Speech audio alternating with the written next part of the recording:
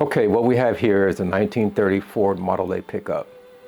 This one has a pretty good paint job on it with that cream color and the red pinstriping that's accenting that color. It also has black fenders and other black accents to the body. It even looks like this one has the original metal spoke wheels. Either the originals or it was somewhat, upgraded and painted and so on. But it has the spoke wheel design which was typical of the car of that era. It's also accented with some really quality white wall tires. And this vehicle came with a 201 cubic inch inline four-cylinder engine. It was gas powered and it produced about 40 horsepower. It was married to a 3-speed manual transmission, and it was capable of some top speed of maybe 65 miles an hour or so. That's not bad numbers for a passenger car of that time. One of the most popular Ford cars of that era was the Model T. Not to be confused with the Model A, but there's a lot of similarities, but there's some pretty serious differences between the two. For instance, if this represented the Model T or the Model A, this would represent the Model T. Basically, the Model T was more square and boxed off, pretty much, kind of a boxy design. The Model A was more rounded, not necessarily circular, but it was more rounded and it had more of a conventional look to modern day cars. Some people may confuse the Model A and the Model T, but there's some major differences between the two. For starters, if you took a look at the radiator housing or the grille, you'll notice that the Model T has more of a square box design, as I mentioned, whereas the Model A has more of a rounded off design. It looks more conventional. In fact, you can see this pattern repeated throughout the entire design of these two vehicles. Once again, Model A, Model T. Okay. Another big difference is the fuel tank. The Model T has its fuel tank located under the driver's seat, and the Model A has its fuel tank located in the cowl area. Now, in my opinion, I think the Model T would probably be more quality at this point. It would come out as more of a likable vehicle, because who wants a fuel tank right in front of their face, such as the Model A?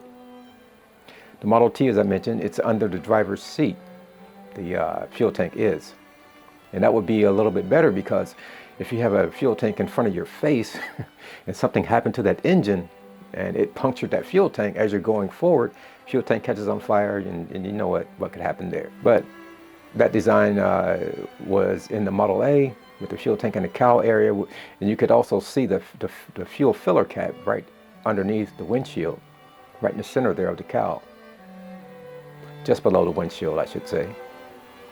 And the windshield itself on the Model A, I should mention, was made of more of a shatter-resistant material, more safety-conscious material than its forerunner, the Model T. The Ford Model A was a major improvement from the Model T. The Model A's overall length was some 2 feet longer, and depending on the particular model, the Model A weighed about 1,000 pounds more than the Model T. The Model A also had a bigger, more powerful engine than the Model T and produced about twice the horsepower. With the Model A, there was no longer a need to hand crank the engine, which was a big improvement.